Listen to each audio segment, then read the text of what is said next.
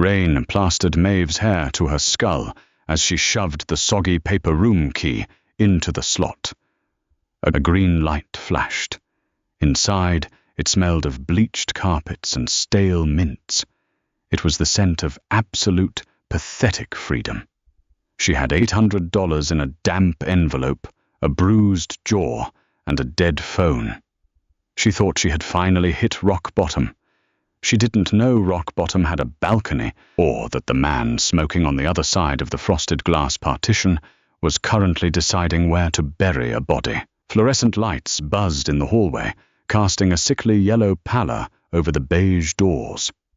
Maeve pushed into room 412, letting the heavy fire door slam shut behind her. The mechanical thud click of the deadbolt sliding into place was the most beautiful sound she had heard in 4 years. She engaged the chain latch. Then she wedged the flimsy plastic desk chair under the handle. It wouldn't stop a determined man. Greg had kicked through solid oak before. But it would make noise. Noise bought time. She dropped her canvas duffel bag onto the ugly polyester floral bedspread. It landed with a pathetic jingle. All her worldly possessions, 2 pairs of jeans, 4 shirts, a handful of underwear, a stolen burner phone, and a toothbrush. Maeve walked into the bathroom. The smell of industrial bleach and mildew hit the back of her throat. She braced her hands on the edge of the faux marble sink and leaned in to look at the mirror. She looked exactly like a woman who had spent the last 3 hours driving a stolen Honda Civic through a thunderstorm. Her wet, dark hair clung to her cheeks. The left side of her face was a mottled, blooming canvas of purple and yellow. Her lower lip was split, a jagged crust of dried maroon where Greg's signet ring had caught her. She didn't cry. The capacity for tears had evaporated somewhere around mile 40. Now, there was just a vast, yawning emptiness in her chest. She turned on the shower, not bothering to let it warm up. She stripped off her damp clothes, letting them fall in a heap on the linoleum, and stepped under the spray. The cold water shocked her system, making her gasp. But she needed it. She grabbed the tiny, paper-wrapped bar of hotel soap and scrubbed until her skin was raw. She scrubbed the smell of Greg's expensive cologne, the scent of their leather sofa, the reek of her own panic out of her pores. 20 minutes later, wrapped in a scratchy white towel, she collapsed onto the edge of the mattress. The springs groaned in protest. She stared at the blank television screen, listening to the hum of the mini-fridge. Then she heard it. A heavy, sickening thud against the adjoining wall. Maeve flinched, her entire body tensing, shoulders hiking up to her ears. Her eyes darted to the locked door, her heart hammering a frantic, bird-like rhythm against her ribs. She held her breath, waiting for the shouting, the shattering glass, the inevitable escalation. But the shouting never came. Instead, a low, resonant voice drifted through the thin drywall. It wasn't angry. It was terrifyingly calm. "I told you," the voice said. It was smooth, dark, and lacked any inflection of panic. "The margin of error was 0. You gave me 2%. Another voice responded, higher, reedy, leaking desperation. The words were muffled, indistinguishable, but the tone was unmistakable. Someone begging for their life. Maeve pulled her knees to her chest. Corporate dispute? A loan shark? It didn't matter. She had spent a third of her life managing the volatile emotions of a violent man. She recognized the cadence of a predator playing with its food. Another thud. A sharp intake of breath from the reedy voice, followed by the distinctive sound of something heavy dragging across the carpet. "Don't move," her brain whispered. "Don't breathe. Clean it up," the low voice murmured. "I want to be able to eat off this floor in 10 minutes.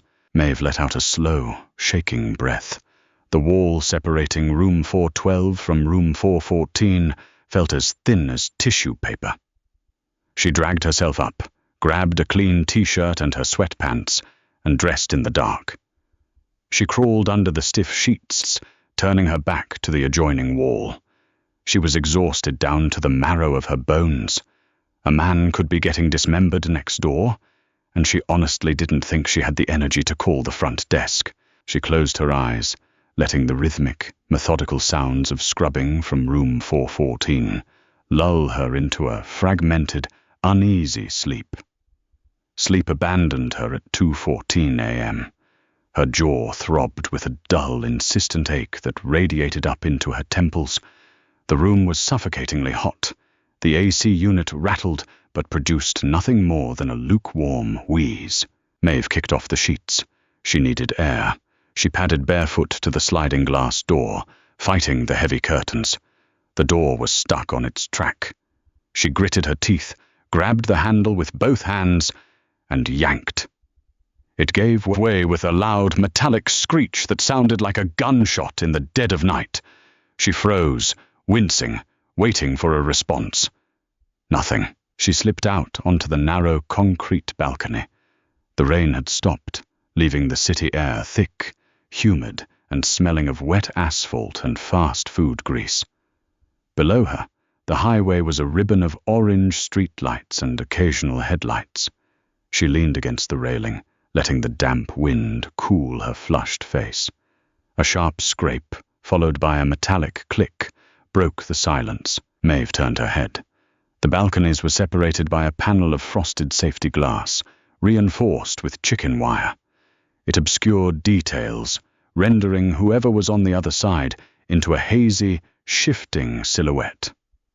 The cherry of a cigarette flared red, illuminating the smoke that drifted over the top of the partition. It didn't smell like cheap tobacco. It smelled earthy, rich, with a faint hint of cedar. "You're heavy-handed with doors," a voice said. Maeve stiffened. It was the low, calm voice from the wall. The predator. Her instincts screamed at her to go back inside, to lock the glass door, to hide under the bed. But the sheer, mind-numbing fatigue anchored her feet to the concrete. What was he going to do? Kill her for making noise? Greg would have. But Greg was a chaotic drunk. This man sounded like he planned his violence on a spreadsheet. "It's stuck," Maeve replied, her voice raspy, devoid of apology. The silhouette shifted. The cherry flared again. Most things in this place do. Cheap tracks, rusted bearings. Maeve stared at the frosted glass. "You sound like a contractor." A low, humorless exhale of breath that might have been a laugh. "I fix problems. The title varies." Maeve leaned her forearms on the damp railing.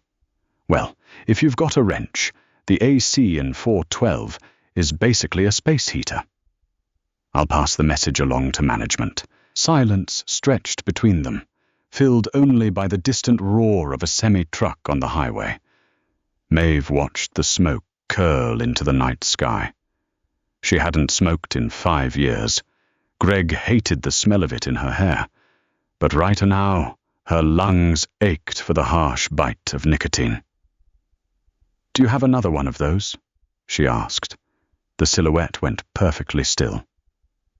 "You make a habit of bumming off strangers in the middle of the night?" "I don't have habits anymore," Maeve said flatly. "I left them all in a house about 60 miles from here." A pause. Then a hand appeared around the edge of the frosted partition. The skin was tan, dusted with dark hair, the knuckles scarred but immaculately clean. Between his index and middle finger was a single unlit cigarette. Maeve hesitated. She stepped closer to the partition, reaching out. Her fingers brushed his briefly. His skin was warm, dry, and rough like pumice. She took the cigarette. "Lighter?" she asked.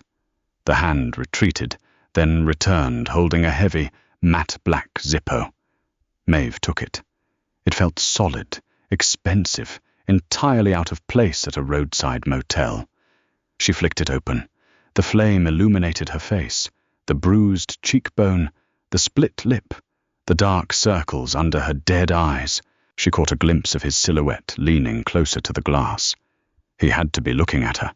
He had to see the damage. She didn't care. She lit the cigarette, inhaled deeply, and coughed as the strong tobacco hit her unaccustomed lungs. She passed the lighter back around the glass. "Thanks. You look like you lost a fight with a freight train," the man noted softly.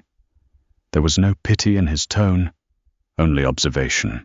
"It was a man, actually," Maeve said, exhaling a plume of smoke. "But he hit like a freight train, so I'll give you half a point." "He track you here?" "No. He thinks I'm too stupid to leave the county." Maeve leaned her head back against the brick wall. "He thinks I'm sleeping in my car at the mall." "Why tell me?" he asked. The casualness was gone from his voice. It was suddenly sharp, analytical. "Because you're a stranger, smoking on a cheap balcony at 2 a.m, Maeve said, staring out at the highway. "And because I heard you an hour ago. You've got your own messes to clean up." The silence that followed was suffocating. The air grew dense, electric. Maeve realized, a second too late, that she had just admitted to hearing whatever illicit, brutal thing he had orchestrated in room 414. A normal person would have panicked. A normal person would have scrambled back inside. Maeve just took another drag of her cigarette.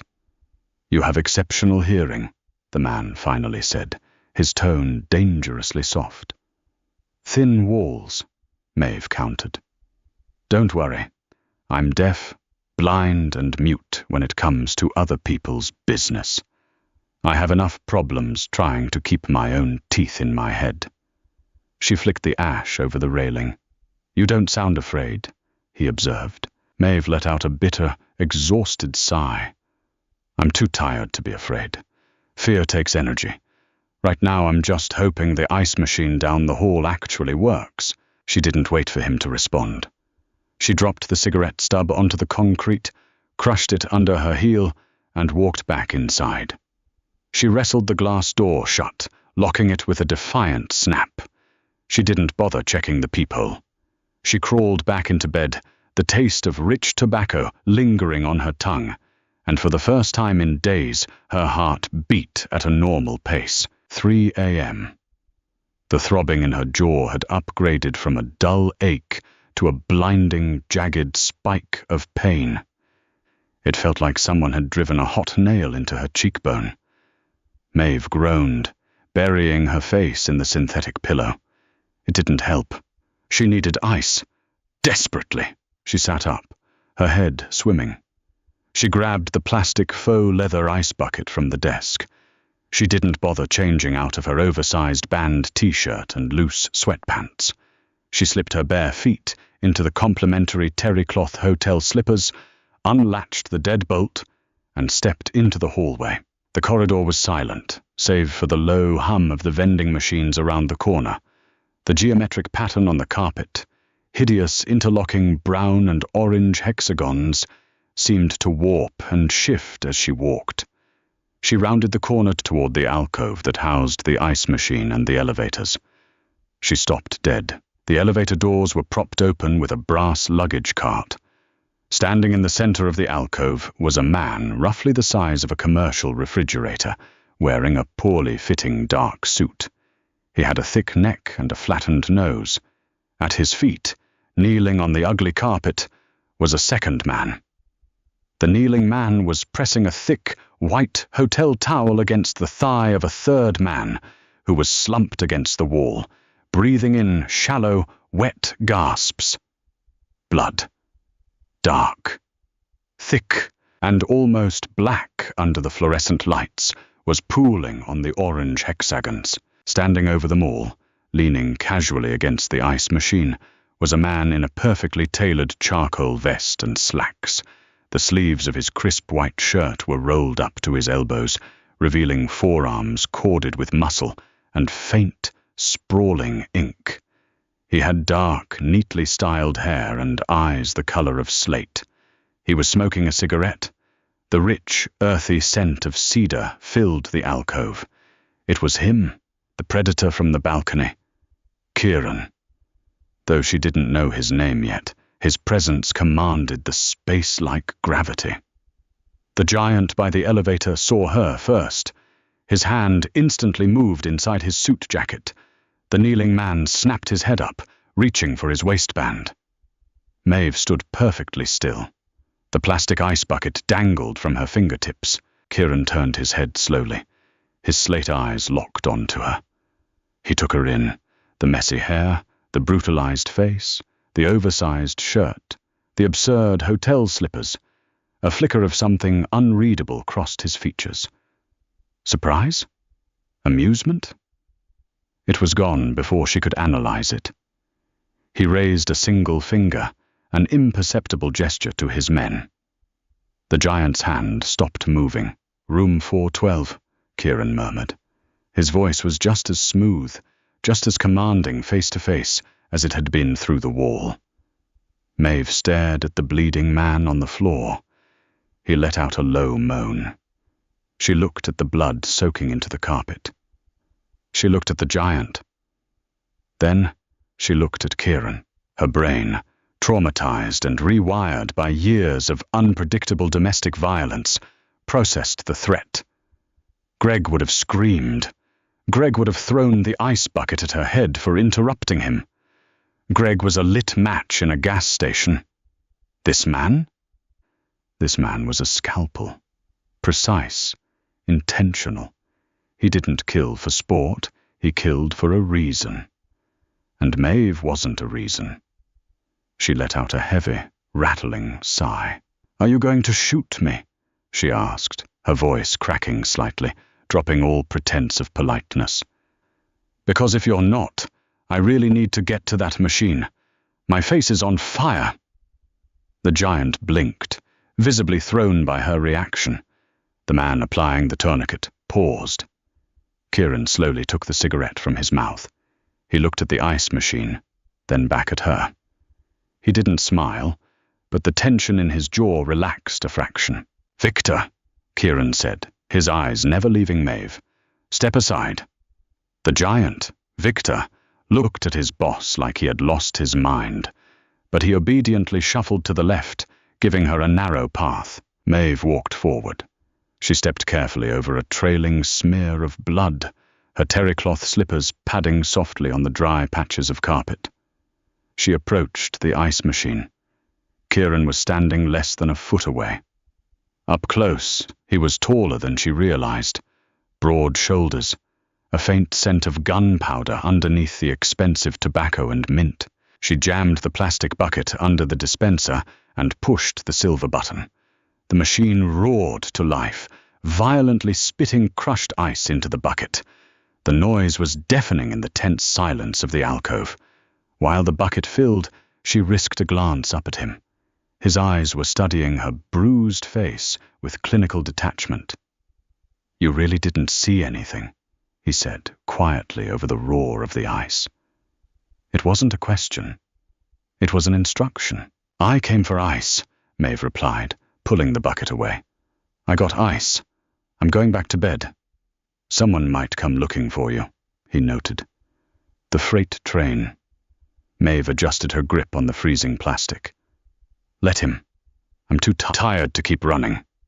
She turned around, carefully stepping over the blood again, and walked back down the hideous brown and orange hallway. She didn't look back. She didn't run. She just walked to room 412, slipped inside, and threw the deadbolt. In the hallway, Kieran watched her door close. He took a slow drag of his cigarette, his mind working with cold, calculated precision.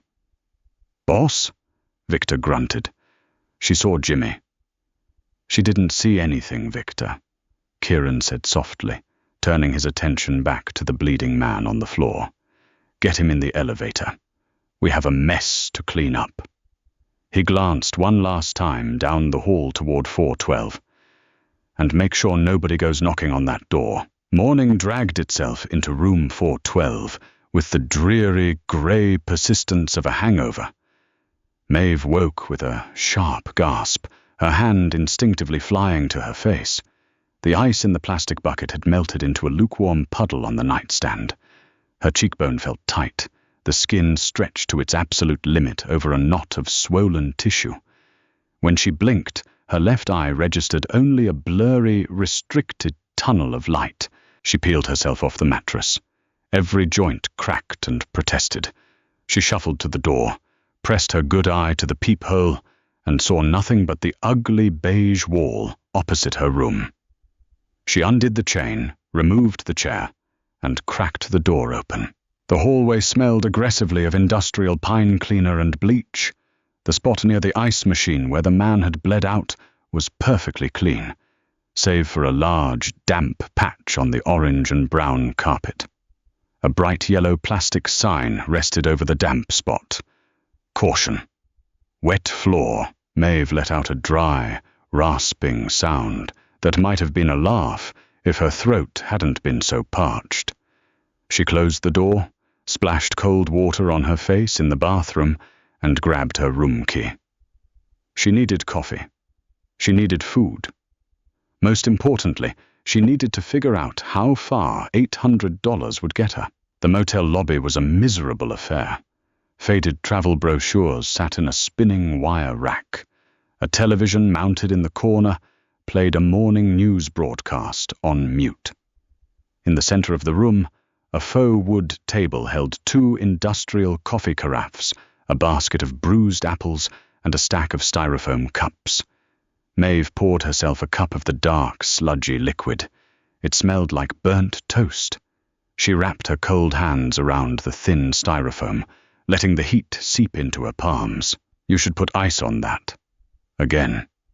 Maeve stiffened, coffee splashing over the rim of the cup onto her knuckles. She turned slowly. Kieran was sitting in a faded vinyl armchair in the corner of the lobby. He wore a fresh shirt, black this time, the sleeves rolled up, and dark jeans.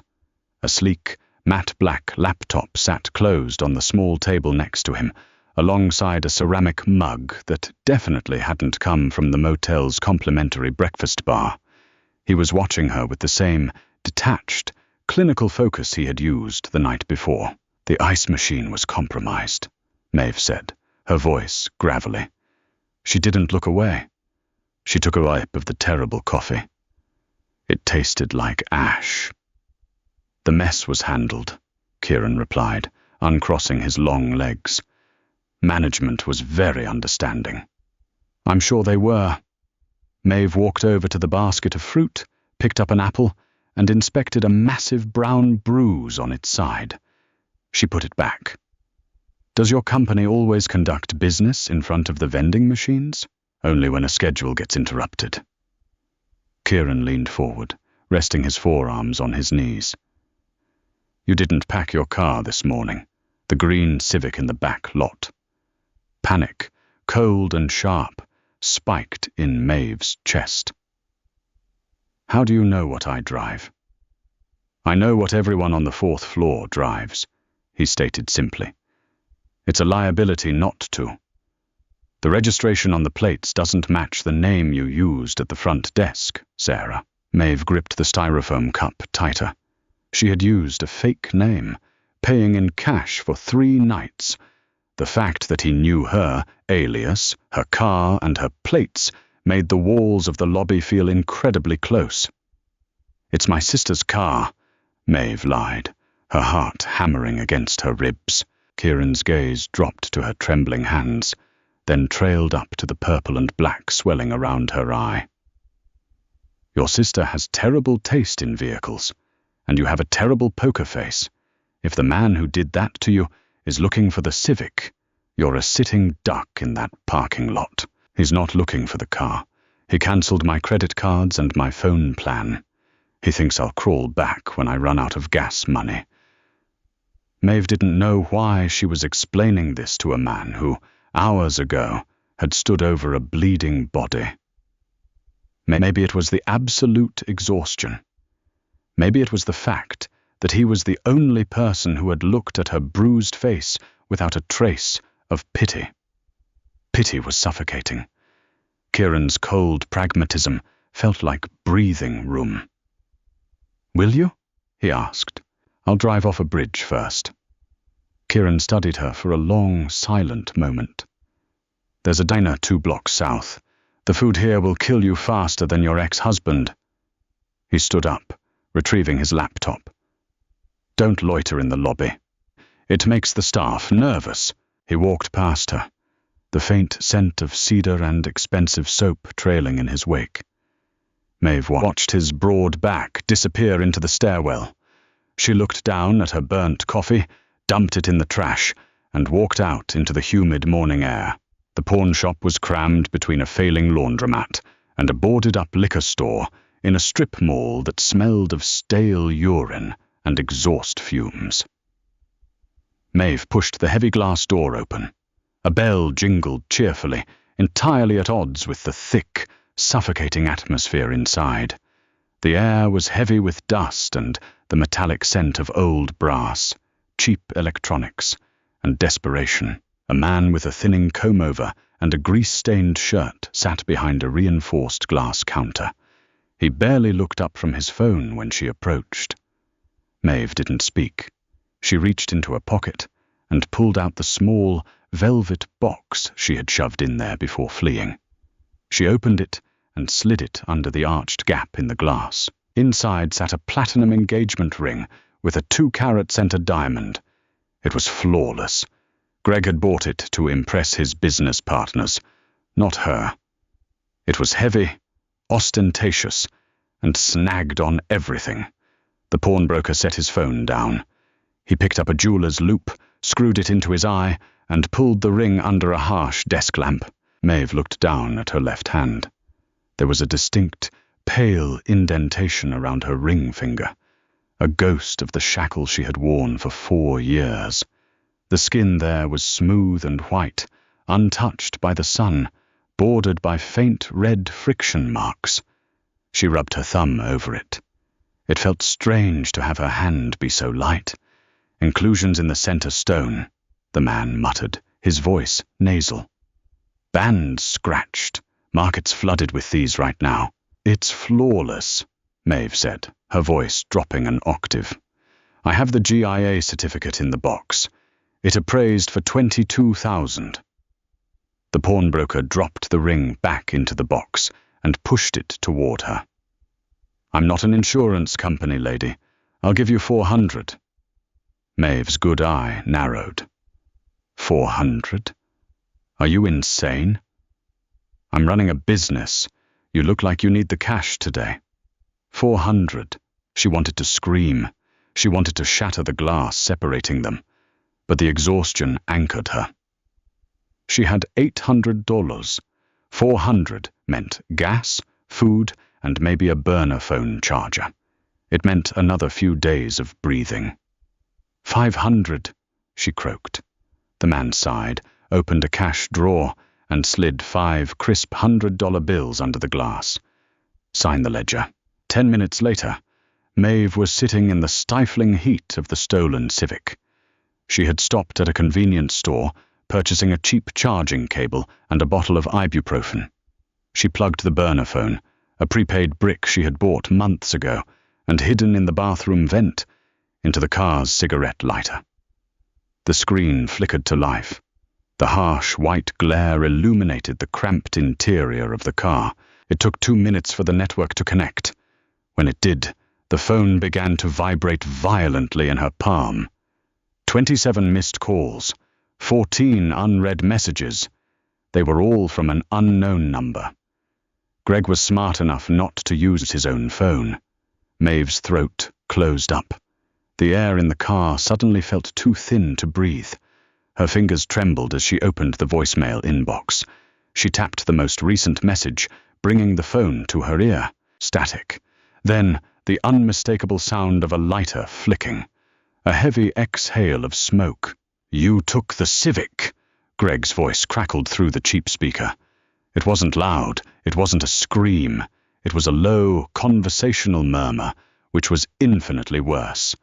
When Greg screamed, he was just blowing off steam. When he whispered, he was making a plan. Stupid Maeve. The registration is in the glove box. I reported it stolen an hour ago. Every cop in the state has those plates. You can't use the cards. You can't use the car. You're going to get tired. And when you do, I'm going to find you. And I am going to break every single bone in your face. Call me back. The message ended. A wave of nausea crashed over her. She threw the phone onto the passenger seat and opened the car door, leaning out to dry heave onto the sun-baked asphalt. Her vision tunneled, her chest heaved, pulling in jagged, inadequate breaths. He reported it stolen. She was driving a stolen car. She slammed the door shut, threw the car into drive, and sped back to the motel. She parked in the alleyway behind the dumpsters, praying it was out of sight from the street. When she finally made it back to room 412, she was drenched in a cold sweat. She locked the door, wedged the chair under the handle, and collapsed against the wall. The walls were closing in. The beige wallpaper seemed to pulse. She crawled out onto the balcony, desperate for air.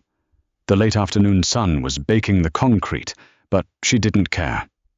She sat on the rough surface, pulling her knees to her chest, resting her forehead on her arms. Her breathing was ragged, a pathetic, broken rhythm. You sound like a cornered rabbit. Maeve squeezed her eyes shut. She didn't lift her head. Through the frosted wire mesh partition, she could hear the clink of ice against glass. Kieran. Of course he was there. "I'm fine," Maeve wheezed, her voice shaking violently. "You're hyperventilating." His calm, baritone voice drifted over the glass. "Your heart rate is erratic. You're exhibiting classic physiological signs of acute panic." "Thank you, doctor," she snapped, lifting her head. The movement made the parking lot spin. "I just found out my husband reported my car stolen. I'm trapped here." A brief pause. "The green Civic?" "Yes." "Then you made a mistake parking it behind the dumpsters," Kieran noted. "It draws attention. Cops look in alleys. They don't look in rows of 50 identical commuter cars." Maeve let her head thunk back against the brick wall. "I'm going to throw up. Breathe through your nose.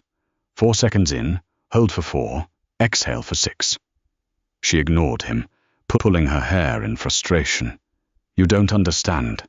He's coming. He's going to find me." He whispered on the voicemail. "When he whispers..." She choked on the words, the memory of his signet ring connecting with her cheekbone flashing behind her eyes. On the other side of the partition, the silhouette shifted. Kieran stepped right up to the frosted glass. He didn't try to comfort her. He didn't offer empty platitudes. "Fear is a liability," Kieran said, his tone devoid of empathy, yet grounding in its sheer solidness. "It makes you reactive. You're panicking because you're looking at the entirety of your problem. Stop looking at the forest. Look at the tree in front of you." Maeve wiped a mix of sweat and tears from her unbruised cheek. "And what tree is that?" "You're not in the car. You're in a room. You have cash. $500. Good. You have a locked door. You have a geographical advantage until he actually locates you. The threat is not in the room. The threat is abstract. You are wasting adrenaline on an abstract concept." Maeve stared at the blurry shape of him through the glass. "You sound like a sociopath. I sound like someone who is still alive," Kieran countered smoothly. "Go inside. Drink a glass of water. Stop acting like prey, Sarah." He walked away from the partition. Maeve heard the sliding glass door of room 414 click shut. She sat on the concrete for another 10 minutes. Slowly, the erratic hammering in her chest began to subside. He was right about one thing. Panicking was exhausting. She dragged herself up, went inside, and drank a glass of tap water. She didn't know what to do next. But for the moment, she was breathing. Night fell over the highway, transforming the traffic into a continuous stream of white and red light. Maeve sat cross-legged on the floral bedspread in the dark, the burner phone resting on the mattress beside her. She hadn't turned the television on. She just listened to the hum of the broken AC and the occasional rattle of a semi-truck passing by. It was 11:45 p.m. She had formulated a pathetic excuse for a plan. Wait until dawn, take a cab to the nearest bus station, and buy a ticket as far west as her $500 would take her. Leave the stolen car in the lot. It was a weak plan, full of holes, but it was all she had. Click. Maeve froze. It wasn't a loud noise. It was a subtle, metallic scrape, followed by a soft snick at her front door. It sounded like someone slowly testing the doorknob. She held her breath, staring at the sliver of light beneath the door. A shadow broke the beam of light. Someone was standing right outside. Her heart vaulted into her throat. She slowly, silently slid off the mattress. Her bare feet touched the carpet. Jiggle. The doorknob turned, stopping abruptly against the deadbolt. "Come on, sweetheart," a voice muttered from the hallway. It was muffled through the cheap wood, but she heard it clearly. It wasn't Greg. The voice was raspy, nasal, and completely unfamiliar. "I know you're in there, Maeve," the voice cooed. "Greggy boy gave me the plate numbers. Saw that little green Honda tucked behind the trash cans. Clever girl, but not clever enough." Maeve's blood ran cold. He hired someone, a tracker, a bounty hunter, some low-life buddy from his poker games. Greg hadn't even bothered to come himself. He had outsourced her capture. There was a metallic scratching sound, a lockpick. Maeve's paralysis broke. She looked wildly around the room for a weapon, the heavy ceramic lamp on the nightstand. She lunged for it, ripping the cord from the wall outlet in one violent motion. She gripped the cold ceramic neck with both hands, stepping to the side of the door, her back pressed flat against the wall. "Just make this easy, Maeve," the nasal voice continued, accompanied by the persistent scratching of the pick. "He just wants his property back. You come out quiet, I get my $1,000 and nobody gets hurt." The deadbolt gave a heavy, sickening clack.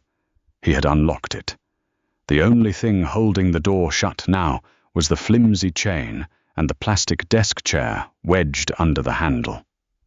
Maeve raised the lamp high above her head, her muscles screaming with tension. She squeezed her eyes shut. If he steps through, swing for the temple. Suddenly, the scratching stopped. There was a muffled gasp in the hallway. Not a scream, just a sharp, wet intake of air. Then, a dull, heavy thud against the door, rattling the frame. The shadow blocking the light underneath vanished.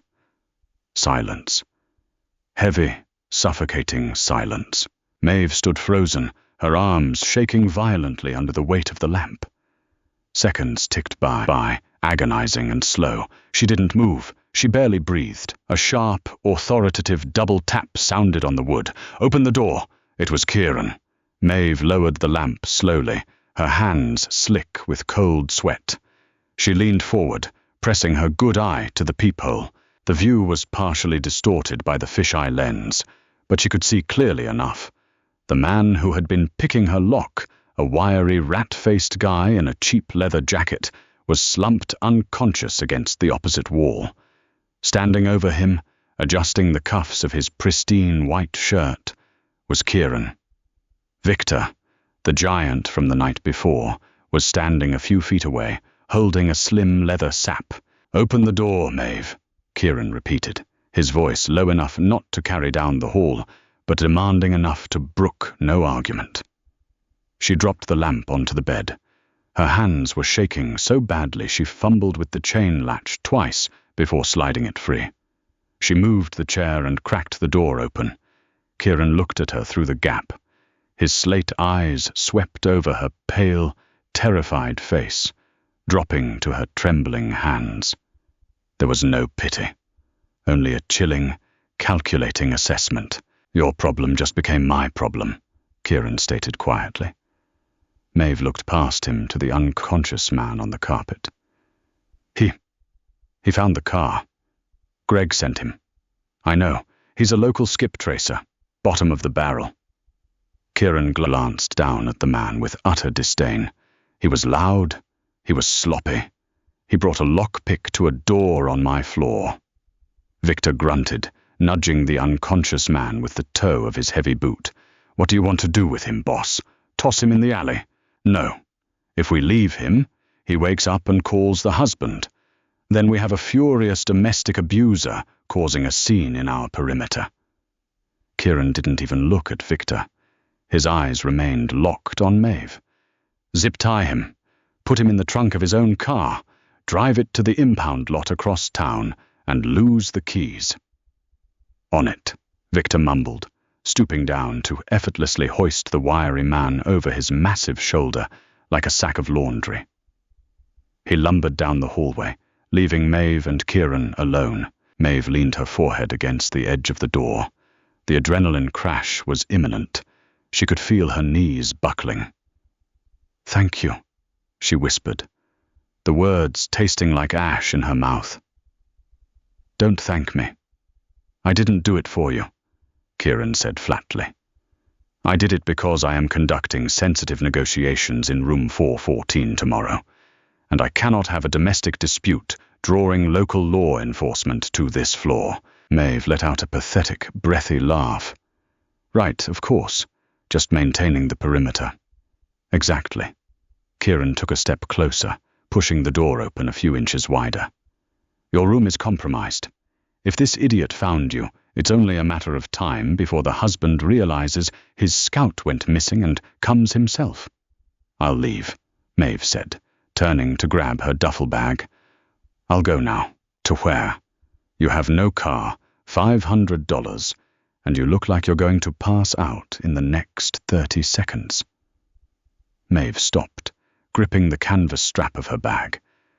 She hated that he was right. She hated the helpless, hollow feeling in her gut. She slowly turned back to face him, defensive anger flaring through her exhaustion. "Then what do you suggest?" "I sit here and wait for Greg." Kieran looked at her. Really looked at her.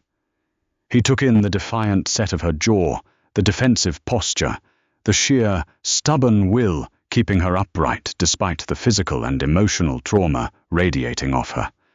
A strange, micro-expression shifted the hard lines of his face. A flicker of genuine, albeit clinical, intrigue. "Grab your bag," Kieran ordered softly. Maeve frowned. "Why?" "Because you're a liability out here." He stepped back, gesturing down the hall with a slight tilt of his head. "Room 414 is a suite. The bedroom has a lock. You're going to sleep there tonight." Maeve's grip on the door tightened. "You want me to move into the room where I heard you, where I know what you do?" "I am offering you a secure door, Maeve," Kieran said, his tone perfectly level, showing no offense at her hesitation. "The man looking for you wants to break your bones. The men who work for me don't care that you exist, provided you stay out of the way. Make a tactical choice." She looked down the dark, cheap hallway. She looked at her broken, claustrophobic room. Then she looked at the impeccably dressed, entirely lethal man standing in front of her. It was a terrible choice, a choice between a chaotic monster she knew and a calculated monster she didn't. Maeve swallowed the dry lump in her throat.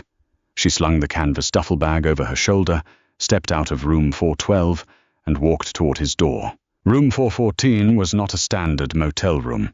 It was 2 adjoining suites that had been gut-renovated with aggressive, sterile efficiency.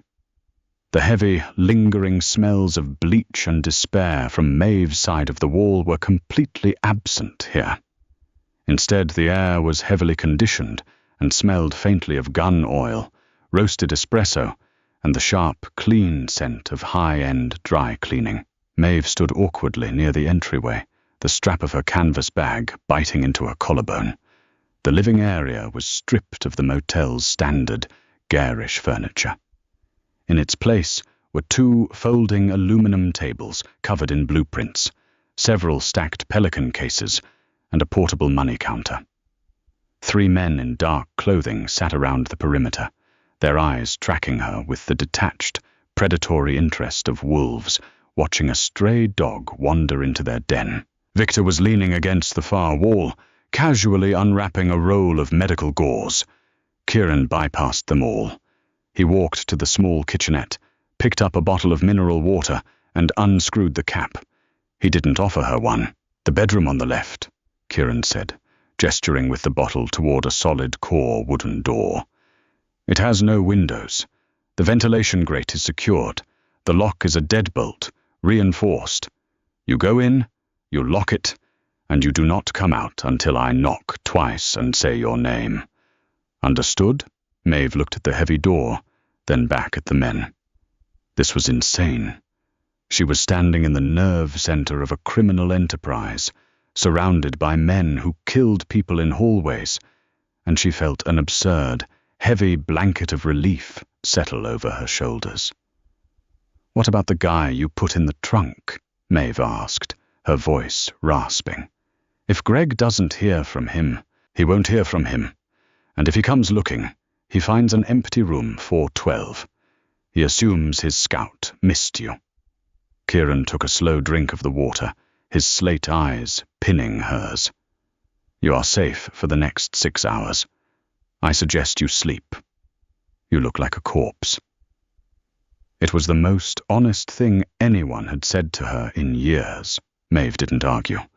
She walked past the men, feeling the weight of their silent stares, and opened the door to the left bedroom. She stepped inside and through the deadbolt. The clack of the heavy metal sliding into place echoed in the small, windowless space. It was dark, lit only by a small bedside lamp. The bed was large and stripped of the ugly floral spread, made up with crisp, high-thread count white sheets that had clearly been brought in from elsewhere. She dropped her bag onto the floor. She didn't bother taking off her shoes. She crawled to the center of the mattress, curled into a tight, defensive ball, and closed her eyes. The absurdity of it all should have kept her awake. She was sleeping in a Mafia boss's staging room. Yet the profound, ironclad certainty that no one, not Greg, not a tracker, not a cop, was getting through that front door without Kieran's permission acted as a powerful sedative. For the first time in 4 years, she didn't have to listen for the sound of tires crunching on gravel. She didn't have to analyze the heavy footfalls on the stairs to gauge a man's level of intoxication. She was guarded by a monster, which meant the smaller monsters couldn't touch her. Maeve sank into a heavy, dreamless sleep. She woke with a violent jolt. The room was pitch black. Her heart was hammering a frantic rhythm against her ribs, her body instantly flooded with adrenaline. She held her breath, listening. Knock. Knock. "Maeve," Kieran's voice, low, muffled through the solid wood, completely devoid of urgency. She exhaled a shaky breath, rolling off the mattress. Her joints popped, stiff from the deep sleep and the lingering trauma of her beating. Her cheek throbbed, a dull, pulsing ache that radiated into her teeth. She unlocked the door and pulled it open. The main suite was transformed. The aluminum tables were gone. The pelican cases were gone. The room was immaculately clean, smelling heavily of chemical deodorizer.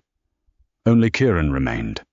He was sitting in a leather armchair, dressed in a sharp charcoal suit, a dark tie resting perfectly against a crisp white shirt.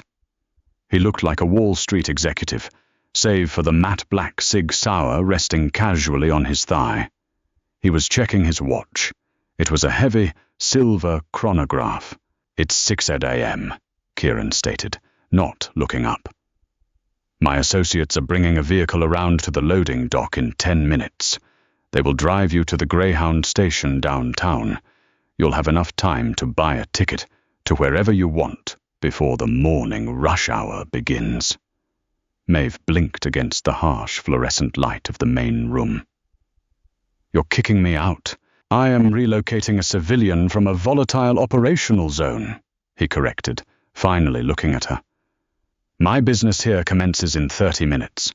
The men arriving for this meeting are not as polite as I am. You cannot be here. He stood up, holstering the weapon beneath his suit jacket in one fluid, practiced motion. He reached into his inner pocket and withdrew a thick, white envelope. He tossed it onto the empty kitchenette counter. It landed with a heavy smack. There's $5,000 in there, Kieran said. Used non-sequential 20s and 50s. It will not be flagged.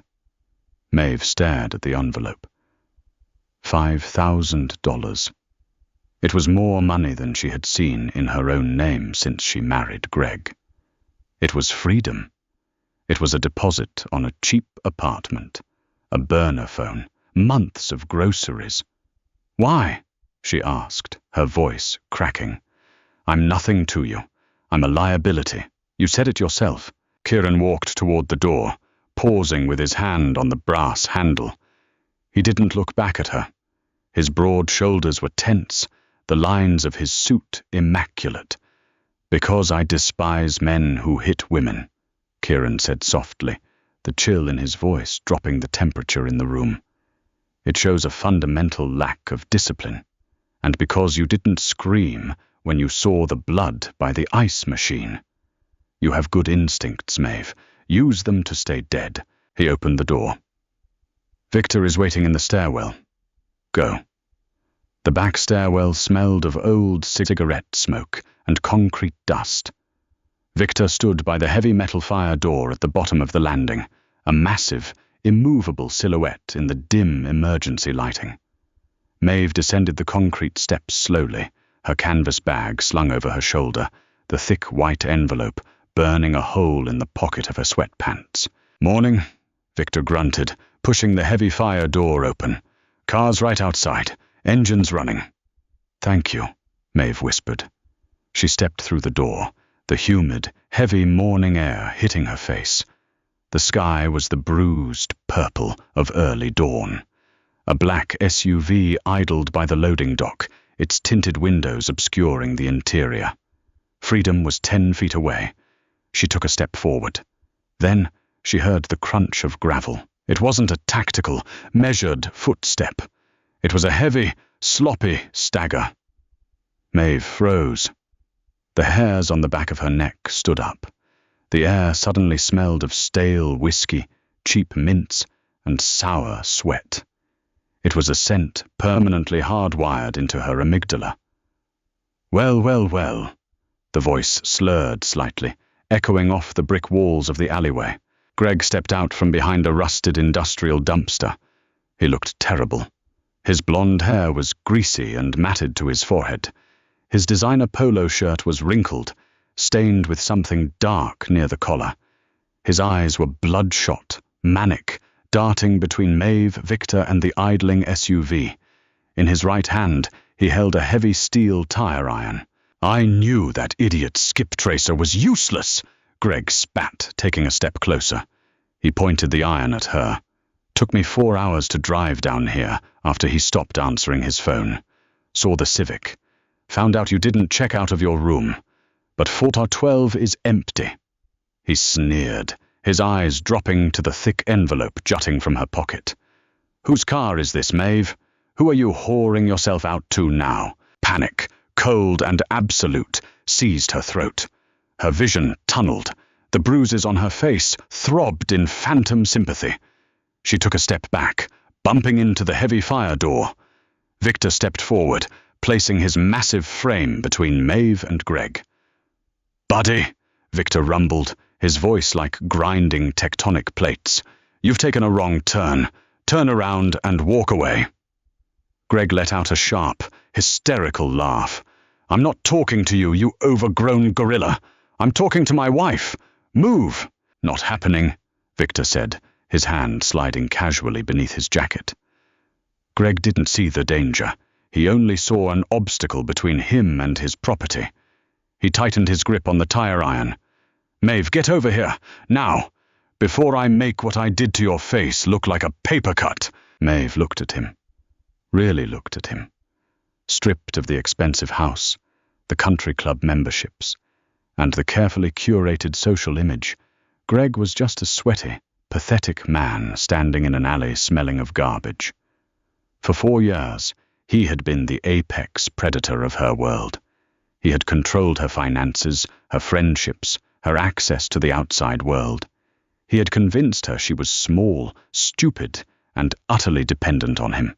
But looking at him now, juxtaposed against the cold, disciplined violence she had witnessed upstairs, Greg wasn't terrifying. He was just loud. He was a tantrum in a meat suit.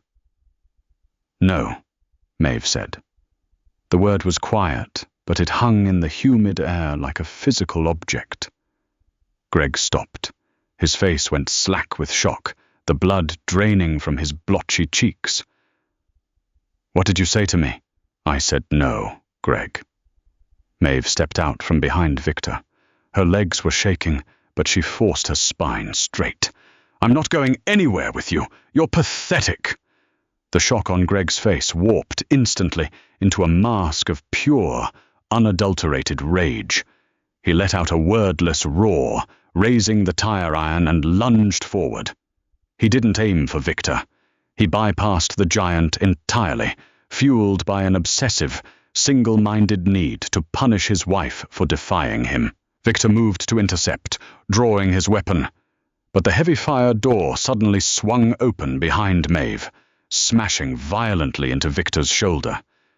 The giant stumbled, his shot going wide into the brick wall with a deafening crack. Greg tackled Maeve to the asphalt.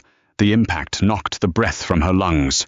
Her head cracked against the rough ground, sending a spray of white-hot stars across her vision. The tire iron clattered away, rolling under the SUV. Greg straddled her, his heavy knees pinning her arms to her sides. He smelled like vomit and cheap alcohol. He wrapped his hands around her throat, his thumbs digging ruthlessly into her windpipe. "You stupid bitch!" he screamed, spittle flying onto her face. "You think you can leave me? You think you're better than me?" Maeve couldn't breathe. The pressure was immense. Her lungs burned, begging for air. Black spots danced at the edges of her vision, but the paralyzing fear was gone, replaced by a feral, burning need to survive. She bucked her hips wildly, trying to throw him off. She twisted her neck, managing to slip her right arm free from under his knee. She didn't go for his hands. She reached up and drove her thumb directly into his left eye. Greg shrieked, a high-pitched, agonizing sound. He recoiled, his grip on her throat breaking. Maeve gasped, sucking in a ragged breath of humid air. She rolled onto her side, frantically scrambling toward the brick wall. "I'll kill you!" Greg howled, clutching his eye. He scrambled to his feet, pulling a small silver folding knife from his pocket. He flicked it open, the blade catching the dim morning light. He lunged for her again. Phut! A sound like a heavy book dropping onto a carpeted floor. Greg's forward momentum vanished. He pitched forward, his right knee buckling violently under his weight. He hit the asphalt face first with a sickening crunch, the folding knife skittering away into the gutter. He grabbed his leg, screaming in pure, unadulterated agony. A dark pool of blood began to rapidly expand across the grey denim of his jeans, just above the kneecap. Maeve pressed herself against the brick wall, her chest heaving, coughing violently as air rushed back into her bruised trachea. She looked up. Kieran was standing in the doorway of the stairwell. He held a silenced pistol in his right hand, the barrel still pointed at the ground, where Greg lay thrashing. His face was entirely devoid of emotion. His suit was still perfectly pressed. He looked at Greg the way one might look at a cockroach that had scurried across a dining table. Victor was already moving, securing the alleyway, scanning the nearby street for witnesses to the silenced gunshot. "I warned you about the margin of error," Kieran said softly, his voice cutting through Greg's hysterical screaming. He stepped out into the alley, his polished leather shoes crunching softly on the gravel. He walked over to where Greg was writhing on the ground. Greg was sobbing now. The violent, enraged monster had evaporated, leaving behind a whimpering, terrified child. He clutched his shattered knee, his hands slick with his own blood, tears streaming down his face, washing away the dirt and sweat. "Please," Greg blubbered, looking up at Kieran. "Please, God, don't. It's a misunderstanding. She's my wife." Kieran didn't reply. He stared down at Greg for a long, agonizing moment. He analyzed the man's pathetic, shattered state. He looked at the tears, the snot running from his nose, the trembling, bloody hands. "A man is defined by what he controls," Kieran said, his voice a low, terrifying hum. "You couldn't even control your own temper. You chased a woman across state lines because your fragile ego couldn't handle the fact that she realized you are nothing." Kieran casually raised the pistol, aiming it directly at the center of Greg's forehead. Greg froze. His breath hitched. A dark stain began to spread across the front of his khakis as his bladder let go. No, wait. I have money. I can pay you." "I have money," Kieran replied flatly. He placed his finger on the trigger. "Wait." The word tore from Maeve's throat, ragged and hoarse. Kieran paused. He didn't lower the gun, but he shifted his gaze to her. Maeve pushed herself off the brick wall. Her legs felt like lead. Her throat was on fire. She slowly walked toward them, stopping a few feet away from Greg. Greg looked up at her, his eyes wide with desperate hope. "Maeve, tell him. Tell him who I am. Tell him to let me go." Maeve stared down at the man she had promised to spend her life with. She remembered the charming smiles, the expensive dinners, the slow, insidious isolation. She remembered the first time he hit her, the apologies, the flowers. She remembered the thousands of hours she had spent shrinking herself down, trying not to take up space, trying not to trigger the bomb. She looked at him, bleeding in the dirt, smelling of urine and fear, begging for his life. She felt no pity. She felt no lingering love. She didn't even feel anger anymore. She felt absolutely nothing. He was just a stranger. "Who are you?" Maeve asked quietly. Greg blinked, confusion cutting through his panic. "What?" "Maeve, it's me. It's Greg." "I don't know a Greg," Maeve said, her voice steadying. She looked up at Kieran. Her eyes were clear, hardened by the anvil of the last 24 hours. "I've never seen this man before in my life." Kieran held her gaze. The corner of his mouth twitched, a millimeter of movement that might have been the ghost of a smile. He understood perfectly. She wasn't saving Greg. She was stripping him of the only thing he cared about, his ownership over her. She was erasing him from her narrative. "Is that so?" Kieran murmured. "Yes," Maeve said. She reached into her pocket, pulling out the thick white envelope. She held it tightly in her hand. Victor said the car was waiting. Kieran slowly lowered the pistol. He didn't holster it. He kept it by his side. "Victor, put this trash in the trunk of his car. Take it to the quarry outside of city limits. Make sure he understands that if he ever says the name Maeve again, I won't aim for the knee." Victor nodded grimly. He reached down, grabbing Greg by the collar of his ruined polo shirt, and hauled him off the ground with a sickening jerk that pulled a fresh scream from the wounded man. Kieran turned to Maeve. The pale light of the morning sun caught the sharp angles of his face. He looked at the fresh bruises forming on her neck, the dirt on her cheek, the fierce, uncompromising light in her eyes. "The bus station is west," Kieran said, gesturing toward the idling black SUV. "You have $5,000. You have no husband. The margin of error is entirely up to you now." "What about you?" Maeve asked, her voice quiet. "Your meeting? I have messes to clean up," Kieran replied smoothly, "and I prefer to do it without civilians in the perimeter." Maeve nodded once. She didn't say goodbye. She didn't look back at Greg, who was being shoved brutally into the back of a sedan further down the alley. She walked to the black SUV, opened the rear door, and climbed inside. The leather seats were cool and smelled of expensive detailing spray. She rolled down the window just as the driver put the car in gear. Kieran was standing in the alleyway, watching her. He raised a hand, pressing a single finger to his lips in a silent gesture. "Keep the secret." Maeve met his slate-grey eyes one last time. She didn't nod. She just slowly rolled the tinted window back up, sealing herself in the quiet, air-conditioned cabin. The SUV pulled away from the loading dock, turning onto the rain-slicked streets of the city. The sun was fully cresting the horizon now, casting long, golden shadows across the pavement. Maeve leaned her head back against the headrest. Her throat ached, her ribs bruised. But as she watched the cheap motel disappear in the rearview mirror, she realized she couldn't feel the weight of the phantom ring on her finger anymore. She opened the white envelope, staring at the thick stack of bills. She was bruised. She was alone. She was technically an accomplice to multiple felonies. She had never felt more alive. If Maeve's harrowing escape and her chilling encounter with the man next door kept you on the edge of your seat, hit that like button.